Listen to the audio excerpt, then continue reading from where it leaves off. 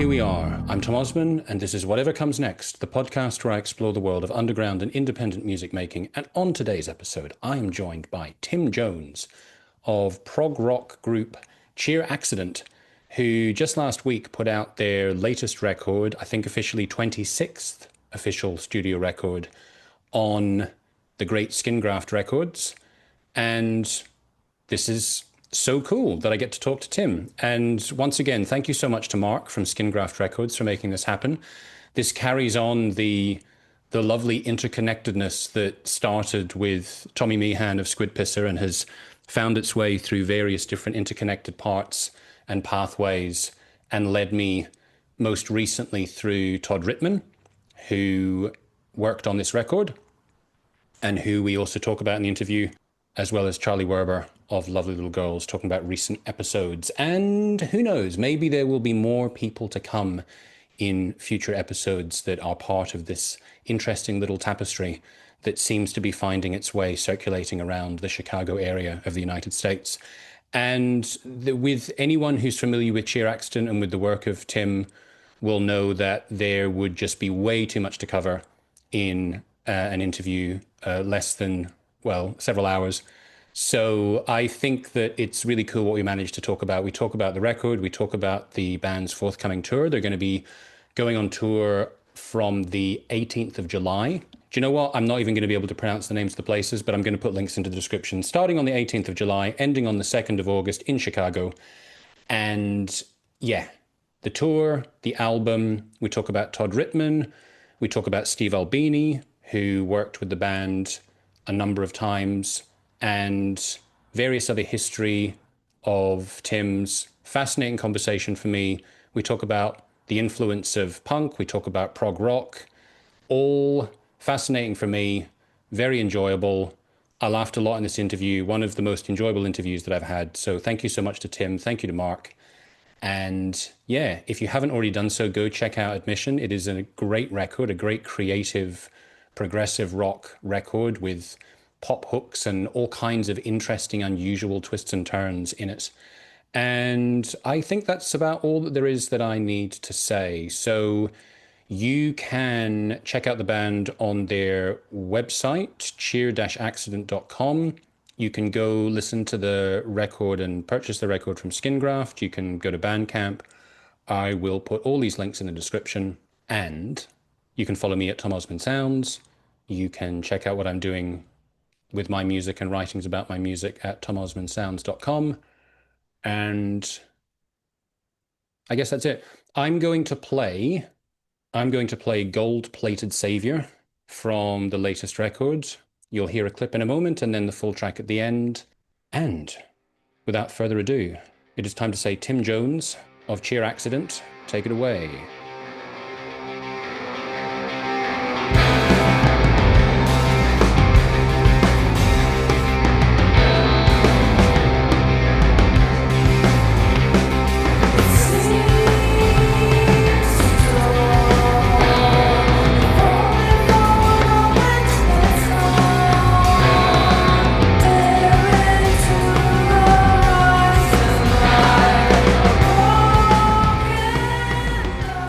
Tim, thank you so much for joining me for the fourth time in the past 5 minutes.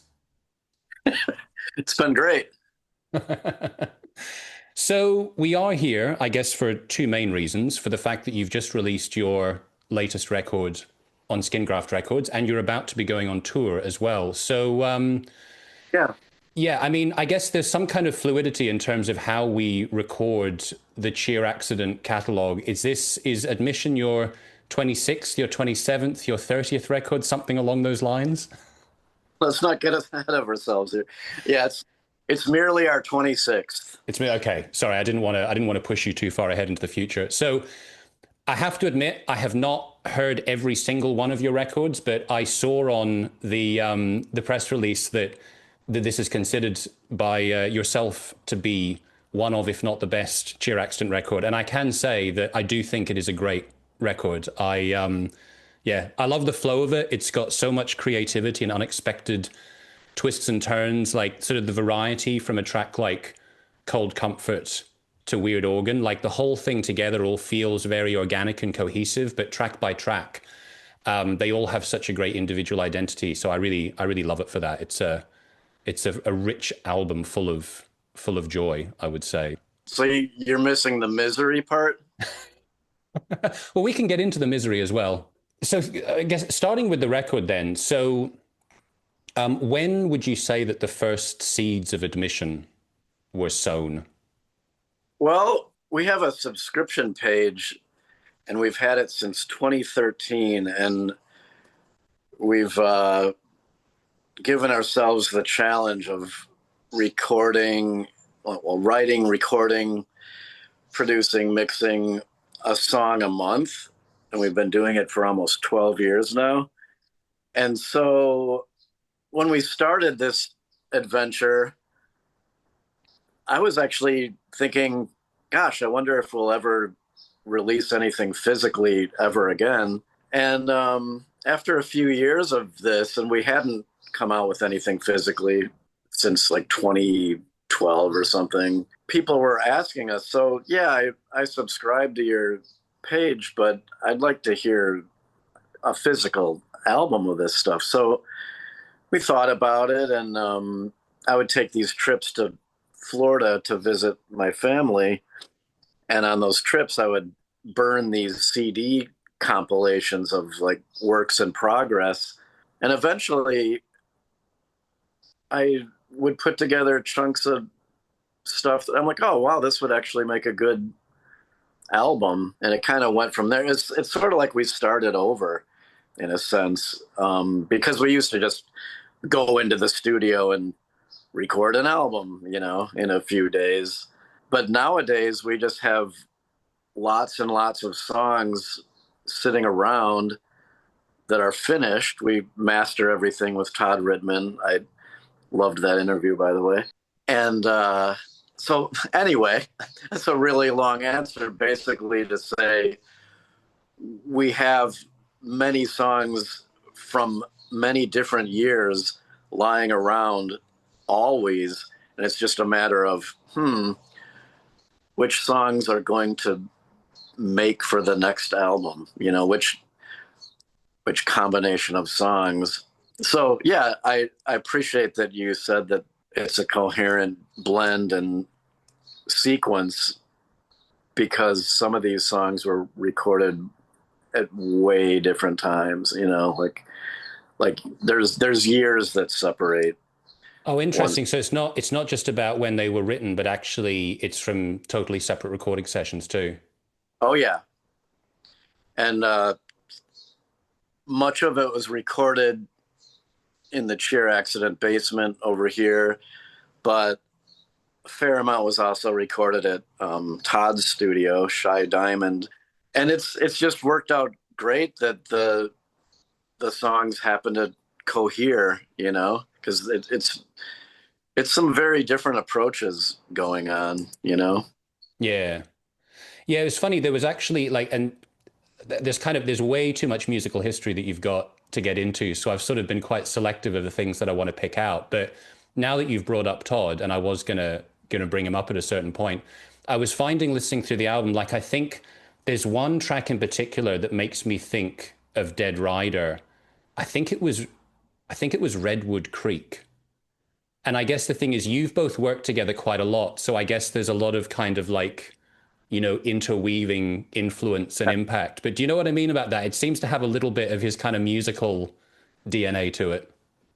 I think that's a really good call. It wasn't conscious, and that initial riff, wow, wow, wow, wow, was actually something that this person who Angie was working with just came up when they were jamming one day, and she brought it over, and I started doing it. Was done originally on a regular bass, and I started doing it on the Moog Prodigy, and I just added this heavy drum beat to it. And yeah, I've made the Dead Rider connection myself, so good call. But it was like going into it, that wasn't the intention. I think it's just cross pollination happening, you know. Yeah, that makes sense. And so thinking about some of the other people that are a part of the band, so I sort of get this impression with Cheer Accident that it's been quite fluid in terms of the lineup over the years. And the funny thing is, I don't know how aware you are, but I've sort of found myself slightly, I think, orbiting your universe for a while because I interviewed Gregory Jacobson a little while ago, and then I interviewed Charlie Werber as well very recently. And obviously, I've interviewed Todd as well. So I'm sort of, like I say, it's like it feels like this is all around universe. And I have a good relationship with Mark as well at SKiN GRAFT. But I feel like I'm not really so familiar with like the current members of the band. So, having looked at who's playing on the record, can you tell me about kind of like who is Cheer Accident these days? And aside from that, like who else was working on the record? You might think that's a relatively simple question, but here's a good one.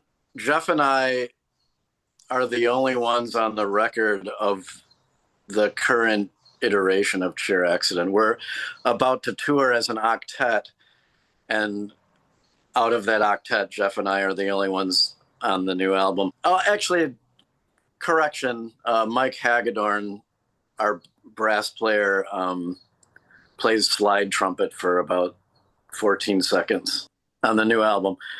So yeah, it gets confusing. Like we'll do these shows, and our shows tend to be well received, and people come up to the merch table afterwards and they're real excited. They're like, so which album represents what you did tonight like best? And I'm like, I don't know. We did a bunch of stuff that hasn't been recorded yet, and then we did some stuff from 30 years ago, and then we improvised, and I don't know, like what do you like? Tell me what you like and I'll direct you to a CD or album. So what was the question?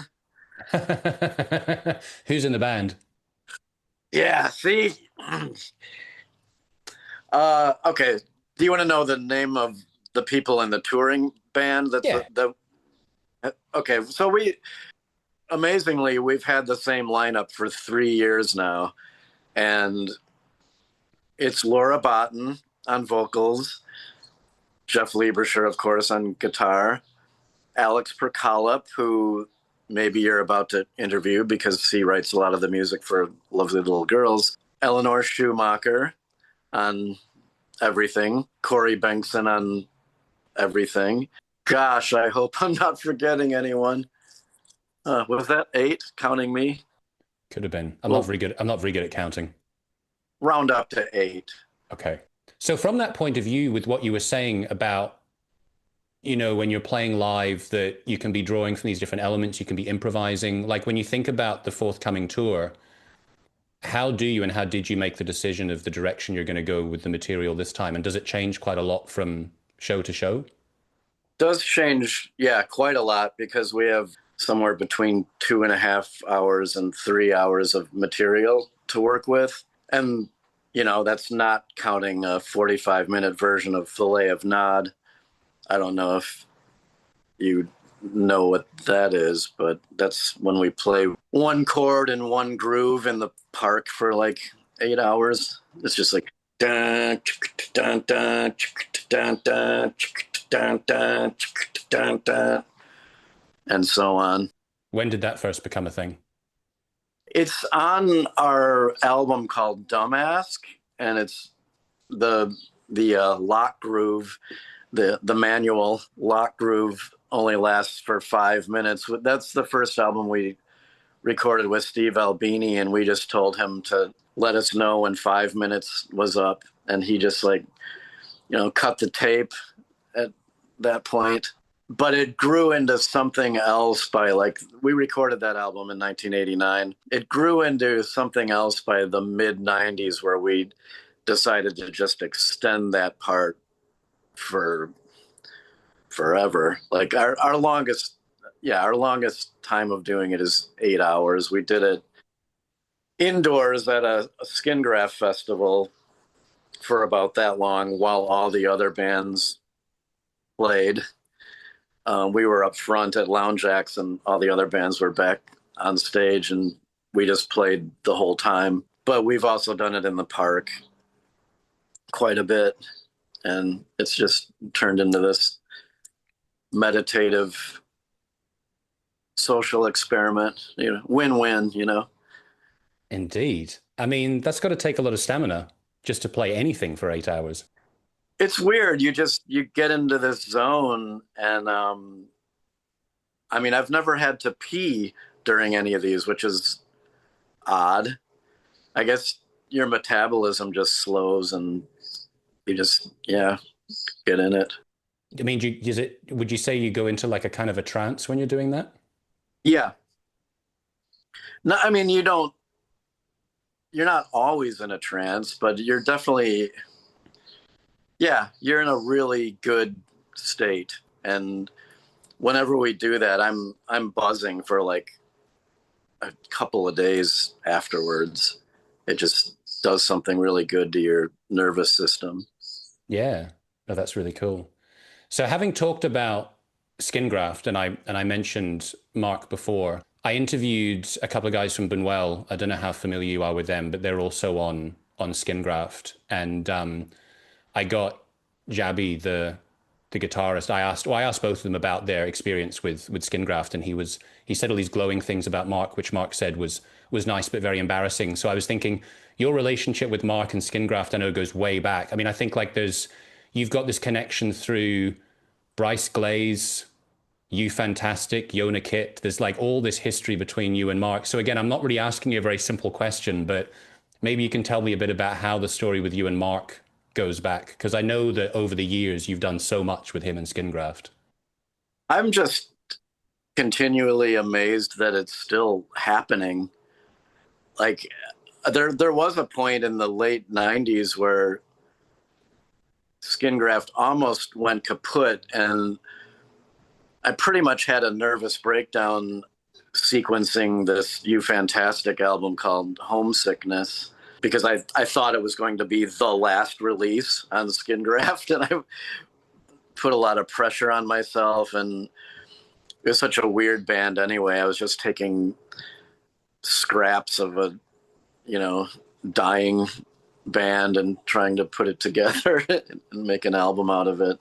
But there's been a strong part 2, part 3, part 4 of the SKiN GRAFT entity, and I'm just blown away that Mark still wants to do it. He's willing to like just gleefully alienate anyone on an aesthetic level. He's really happy that like we sometimes do pop music, and that pisses off the noise rock folks,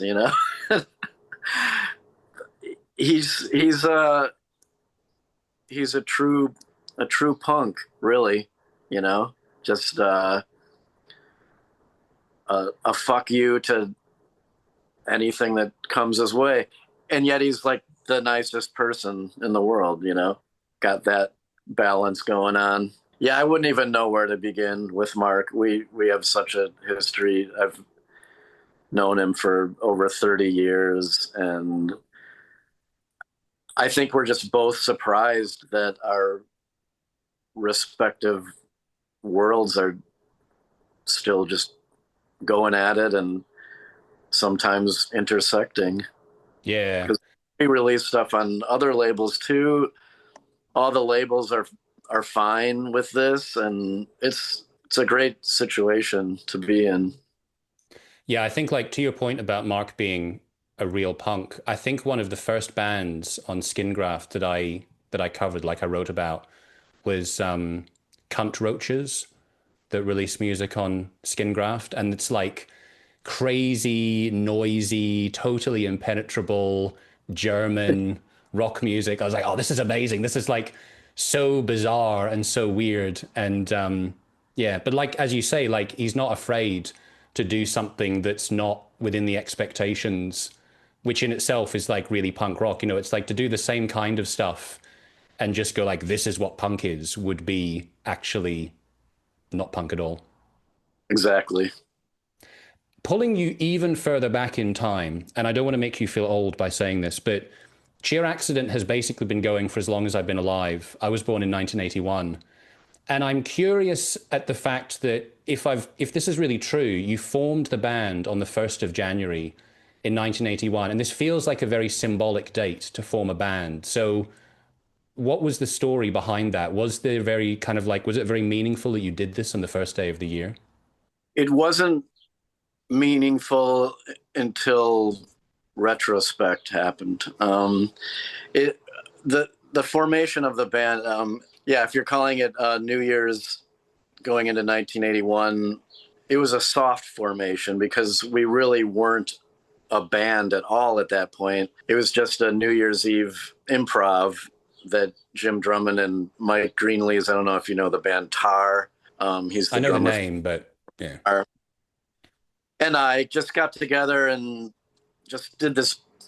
It was really more of a brainstorming session because Jim Drummond is able to just like write lyrics on the spot, and then like I'll do something on piano, do a chord progression, Mike will do a beat on drums, and Jim will just start making up a song.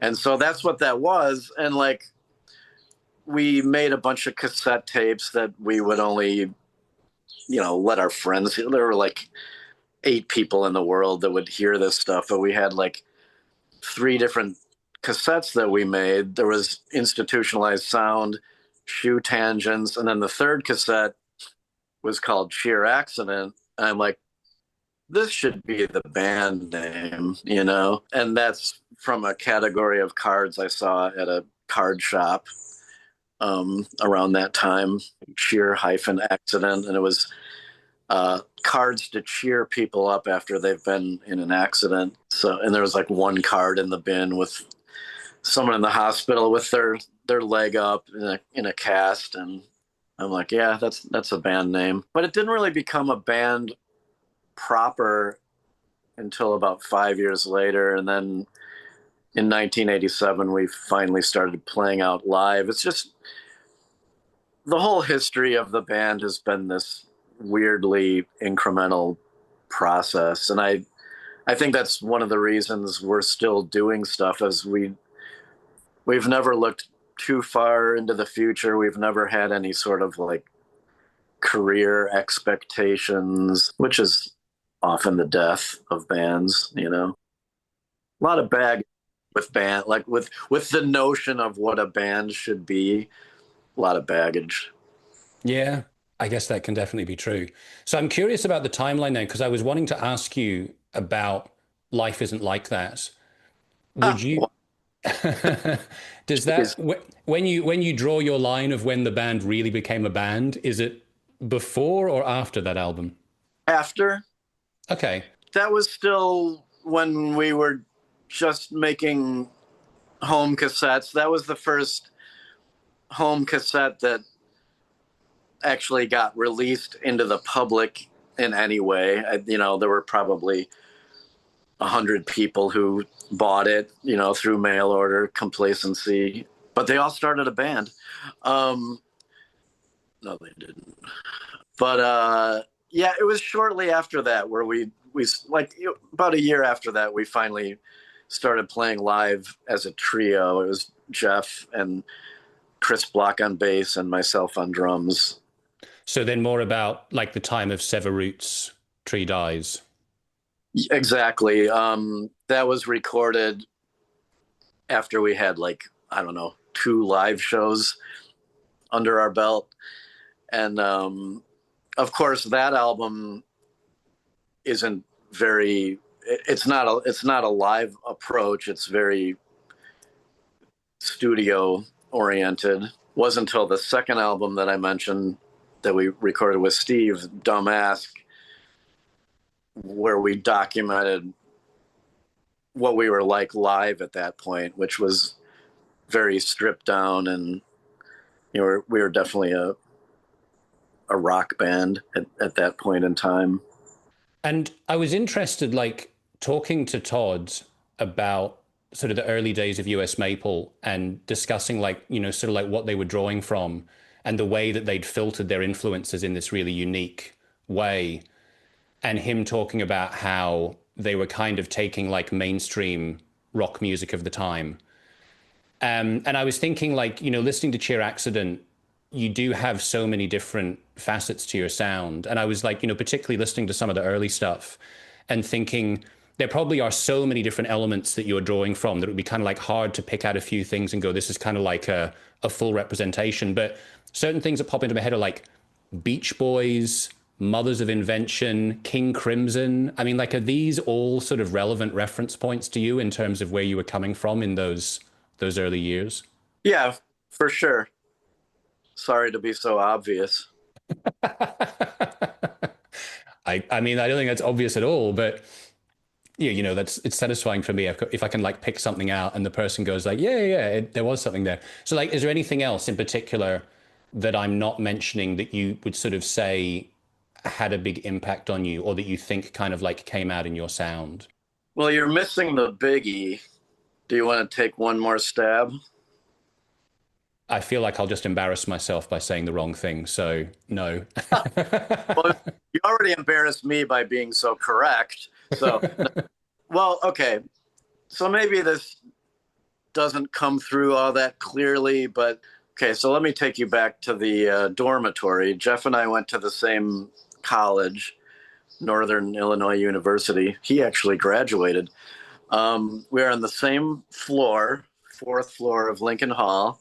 And I would occasionally see him. He was like this mild-mannered dude with a beard. He also worked in the kitchen, so I saw him sort of like dealing with people in that context. He just seemed like a very gentle soul.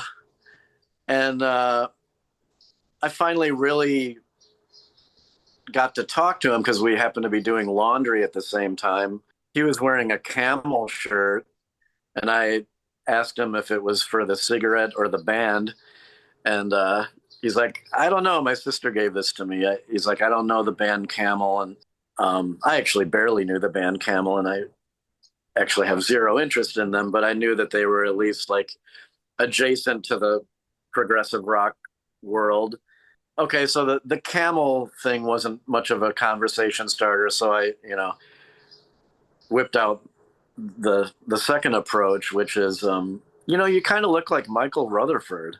And do you know who that is? No. I'm just seeing a blank stare. You're British, of course you know who Michael Rutherford is. He's the bass player for Genesis. Ah. And Jeff in 1981. This is like late fall of 1981. Jeff looked almost exactly like Michael Rutherford did at that time. Kind of sandy hair, that kind of slightly sunken eyes, beard. I mean, I really thought he looked a lot like Michael Rutherford. So when I said that, he's like, oh, wow, Genesis is my favorite band. And it just kind of went from there. So it's really Genesis's fault. And they were early on definitely one of our main influences. I think we've gotten very good at hiding that by now, but for the most part. But yeah, I hate to have to confess this far into the interview. I should have probably said something before we even started, but we're dorks.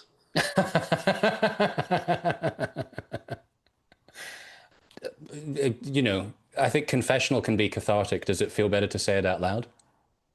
It did feel a little bit better. Thank you. Nice. I'm glad I could facilitate that. Do you know what? I think this is like a good moment to ask you something, which is a sort of I don't know, maybe it sounds too grandiose if I say a musicology question, but I wanted to ask you about kind of like pop music and prog in a way, because I was thinking, listening to a lot of your music, you do have this great pop sensibility, and it's a pop sensibility that comes out often in very surreal ways, which I love. And I was actually thinking, I don't know how familiar you are with Bear McKinnon. He was one of the players in Mr. Bungle, and he has a band called Umlaut. And he has got this really great pop sensibility as well. Like, I think he's sort of coming from a different direction to you, but it comes through in his music, whether Mr. Bungle or Umlaut, that he does have this love of some kind of like, you know, like I think for him, Burt Bacharach is a big guy. And I feel like with your music, sometimes, you know, like I hear things, I think like, is this like Supertramp or, you know, like kind of like 70s rock music? And I think there was maybe a time where, you know, I didn't grow up in America, so probably the stuff that was on the radio that you were absorbing was quite different to what I would have done in the UK. But I feel like maybe in the 60s and 70s, there was more scope for like pop music to be really wild and creative and still be something that could be on the radio and would be like, yeah, like, you know, have mass pop appeal. And it's like, I listen to Cheer Accent and I think in theory, this should have mass pop appeal. And yet it doesn't feel like the musical landscape is such these days that it would. And so that's a very long-winded question without really a question. But do you feel that? Do you feel that like it was different back at that time, that you could be so creative and it would still have like mainstream appeal in a way it doesn't now? Our biggest career mistake so far has been for it to not be 1973. We would have like 3 swimming pools in our backyards by now, you know, if it were only 1973. No, you make a really good point. Radio was infinitely more interesting back then, late 60s through about, you know, 75, I would say. And then, you know, the punk thing happened necessarily for some. I was just talking to a friend the other day, like, because someone referred to one of our songs as post-punk, and I made the comment that punk could have not happened and we'd be exactly the same. We get our angst from other sources, I guess you could say. Like, I don't know if you're familiar with Peter Hamill at all. Yeah, now hang a minute, Van de Graaff generator? Yeah, he was a huge influence on both Jeff and me.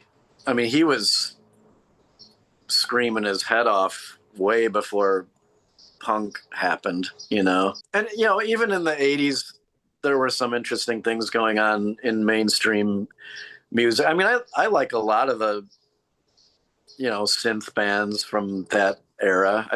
I think they were onto something. And then the 90s were sort of a revisitation of the 70s to some extent. And there were some fun things happening then. There was sort of a sweet spot right before Cobain died where I'm like, oh, some things are actually happening in the mainstream. This is good. And then just it very quickly went downhill, you know. By the late 90s, it was just like, might as well be the late 80s. Was that an answer to your non-question? It was definitely, it was probably more of an answer than my question was a question. And it's funny that you brought up the punk as well, because I was actually going to insert that into the question before I felt that the question was already too overblown. But I was wondering if you would think that punk was kind of like what removed that, because it feels to me like, you know, looking back, that there was sort of a public perception amongst a lot of people that prog rock had sort of become too overblown, and punk was sort of then a reaction against that. And then, you know, things all went in a different direction. Obviously, there's been prog music since then, but I guess it sort of lost, and maybe the innocence is the wrong word, but it's kind of like you couldn't really go back to what you had before. Yeah. I mean, for the last 20 years, well, 25 years, they've got rock down to like a science, and it's just like we know exactly what rock music is now, you know. Like in the 70s and even to some extent the 80s, we were still sort of figuring that out, or enjoying not figuring it out even. And then actually US Maple came around at the perfect time, because that was sort of the beginning of people really thinking that they knew exactly what rock music was. And here's 4 people who very much grew up on rock music and know the history inside. Well, I guess you found out that they didn't know some of the more off the beaten path stuff, but in terms of like mainstream rock music, they were all about it, and they managed to come up with something completely new without listening to Captain Beefheart, you know? So I think that was a really great accomplishment. And yeah, I don't know. I don't know what happens with, I don't know. It's largely an industry thing, you know? You just get more and more streamlined, and before you know it, there's just not, there's not much that's allowed to happen, you know? It's so specific. And this is obviously my own bias shining through, but I actually blame some of that on the punk mentality, sort of the more conventional aspect of the punk mentality, let's say. Not the Mark Fisher version, but like the version of punk that quantified itself. You know, like this is what punk is. It's these three chords, and like everything else is illegal, and you are not to play in anything other than 4/4. You are not to learn much about your instrument. You are not to play anything longer than 3 minutes. Too many rules, you know? I think if you look at the narrative as being punk rock replaced prog rock, well, okay, you replaced something with fewer rules with more, something with more rules. And now, you know, then eventually you had Green Day, you know, and like, does it, I don't know, I'm not gonna even say what I've, yeah, we'll leave it at that. Yeah. I've not really entirely intentionally dissed Green Day twice on this podcast so far, so I'm glad that it was you that brought them up this time and not me. But now that you've brought up US Maple and that we've mentioned Todd a couple of times, maybe you can tell me a bit about how you started working with him, because I know that he's involved with the latest record and he's been a part of the band and been involved with your music quite a fair bit over the years. So yeah, how did the two of you start working together? I think I met Todd in maybe late 93, maybe 94. We did a show at Cabaret Metro in Chicago. I can almost remember the date. I'll just throw this out there in case it happens to be right. January 30th, 1995. There was a show at Cabaret Metro, and it was Mount Shasta, SKiN GRAFT. Well, I think these were all SKiN GRAFT bands. It was Mount Shasta, Grease Gloss. There was at least one other band, and it was US Maple's first show. And the only thing I knew about them was they had some people from Shorty who I loved. Like they were also formed in DeKalb, you know, Northern Illinois University, where Jeff and I also met. So there was that connection. They were on my radar for that reason. They also had some Northwest suburb people in their band, and that's where I'm from. Anyway, I expected them to be Shorty the sequel, and the second they started, it was like, whoa, what the fuck is this? And right out of the gate, they had their own thing. And I mean, Al was completely ridiculous to watch, like this total rock star gone dork, you know. It was mind blowing. I think they played for like 35 minutes or something, and I've probably never been so excited in my life. I'm like, oh, brethren, like they're they're not doing the punk thing at all. They're just like taking scraps of rock music from here, and making their own thing. And here's a nice pretentious phrase for you. I thought that was sort of the beginning of the new renaissance in Chicago. It wasn't even the beginning necessarily, but we started having all these people coming from other parts of the country, you know, the Tortoise people, and you know, people coming from Louisville, like overlap with like Slint people, and it was just a really fertile time in Chicago in the mid '90s, and that's when we started fitting in a weird sort of way, because like in the late '80s, it was all about post-punk and, you know, the aforementioned rules, and people would just sort of roll their eyes at what we were doing. And but by the mid '90s, it was like anything goes, and that was a lot more exciting to me. Did you find, like, with that history of sort of having your own singular path that you were going down, was it like, you know, you mentioned that you sort of like felt that you had a sort of a musical community at that point. Was that difficult before then to sort of like feel like you could carry on, like you weren't understood? We were going to carry on anyway, so it wasn't.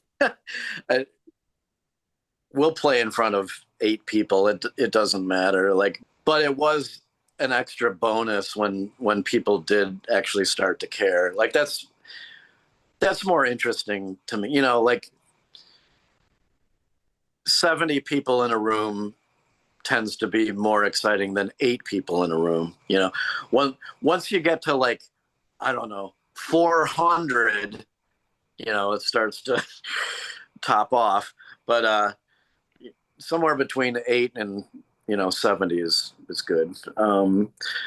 But okay, to answer your Todd question, so around that time, I was obviously intrigued by his band, and we would run into each other a lot, like SKiN GRAFT events or parties or whatever.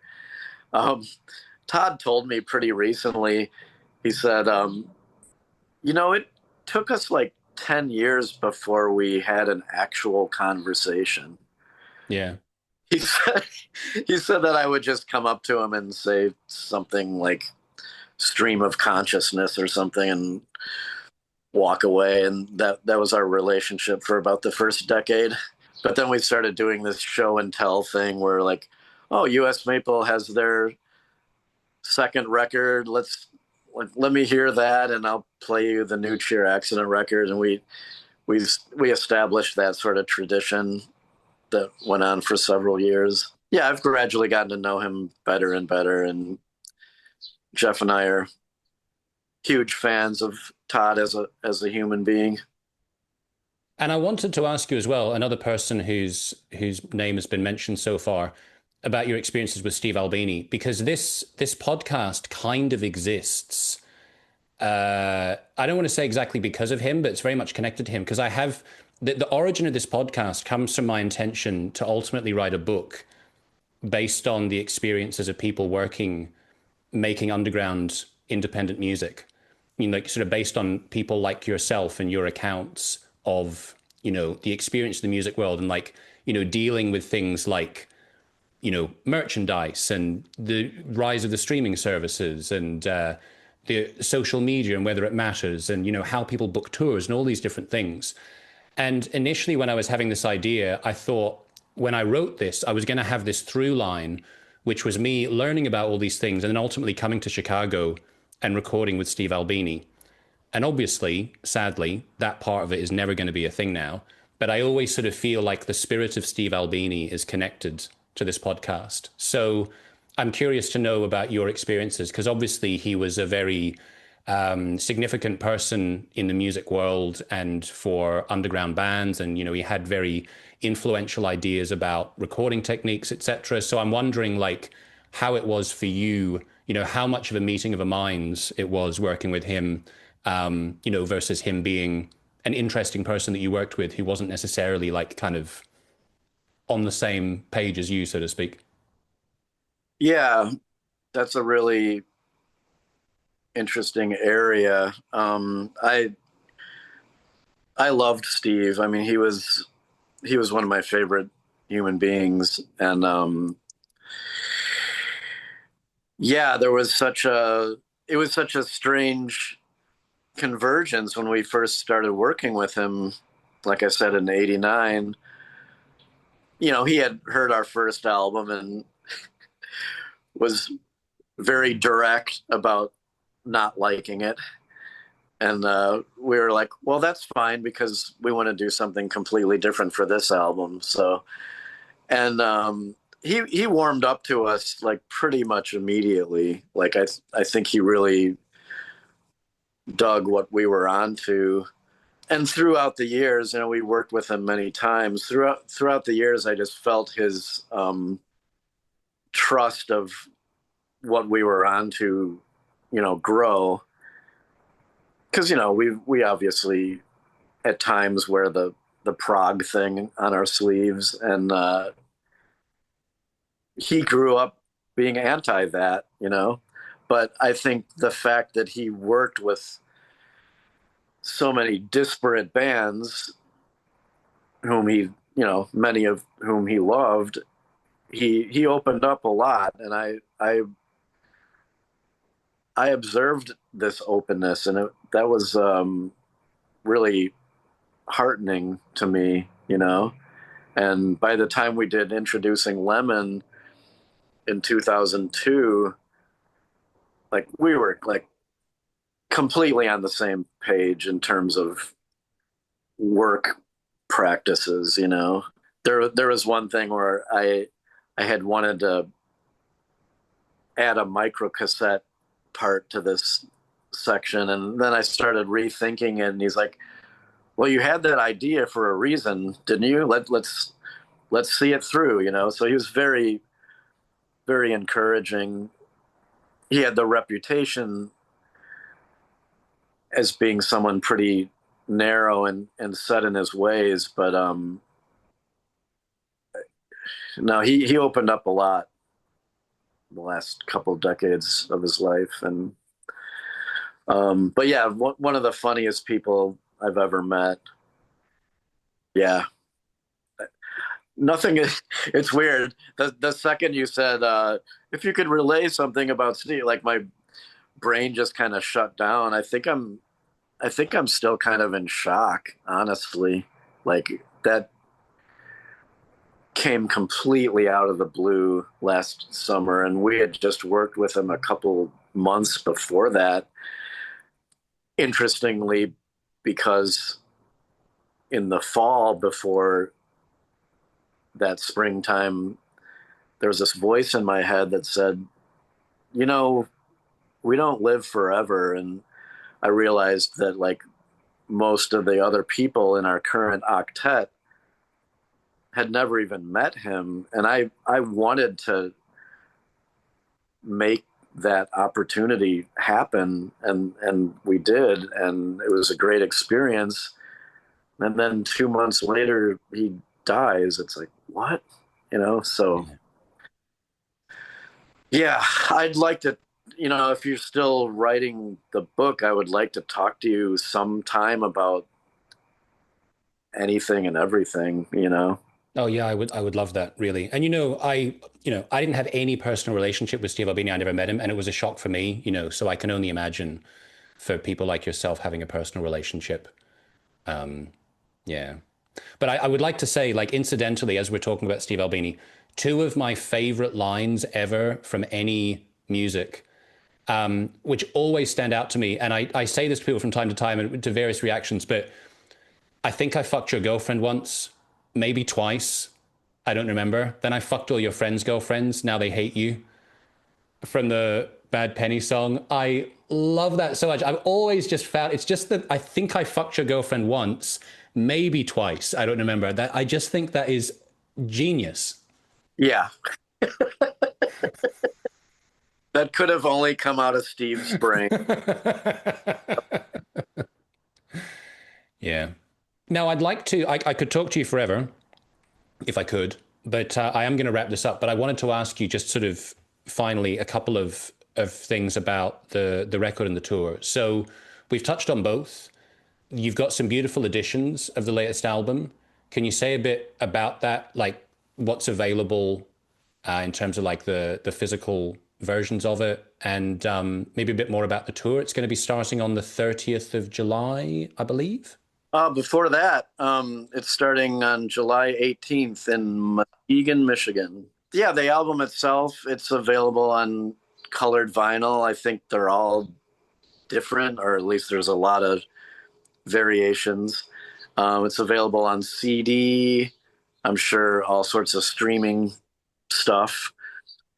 Yeah, I've been getting texts already from people who already received them in the mail, and the the reviews have been really positive. So, as you said, we've declared this our best album ever. So, if you don't know any of our other albums, you might as well just cut to the chase and get the best one. So you weren't scared off by the pop aspects. You embrace that element. Well, the first music that I was ever into was like Prince and Madness and Erasure, kind of like really shiny pop music from the 80s. And I used to like discover music from the local library in Aberdeen in Scotland. And so I'd be like buying like, or I'd be like borrowing like Eurythmics and Simple Minds and Depeche Mode. And so like that was kind of my entry point. And then it actually took me a long time to get into like rock music and punk music. But one thing that I did really like from pretty early on, I got really into Sonic Youth. And I think Sonic Youth was kind of like the way that I got into the more kind of arty, noisy side of rock music. And I tended to have that, while I was getting into everything else, while I got into grunge music, I always had that kind of Sonic Youth thing. I like things that are a bit kind of dissonant and a bit weird.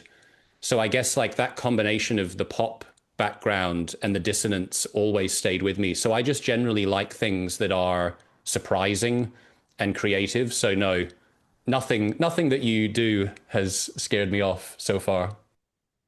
Well, wait till the next album, darn it. Yeah, I'm not quite sure what you would do. That would maybe some kind of like Kenny G smooth jazz. Yeah, that would scare me off. Well, in any case, Tim, it was an absolute pleasure to talk to you. As I say, I would love to talk to you again. And yeah, the album's great, and I hope the tour is excellent and fulfilling, and that you have just the sweet spot of audiences in between whatever we say, 70 to 400. Thank you. I appreciate it. Tim, thanks so much. All the best.